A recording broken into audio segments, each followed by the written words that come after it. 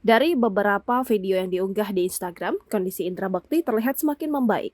Namun belakangan diketahui tim dokter kembali memasang selang di kepala suami Aldila Jelita tersebut pada 17 Januari lalu. Hal itu pun membuat publik bertanya-tanya saat khawatir kalau-kalau kondisi Indra Bekti kembali memburuk. Mengenai pemasangan selang di kepala Indra Bekti, pihak keluarga pun memberikan penjelasan. Tindakan tersebut terpaksa dilakukan karena Indra Bekti sempat demam akibat penumpukan cairan di kepala.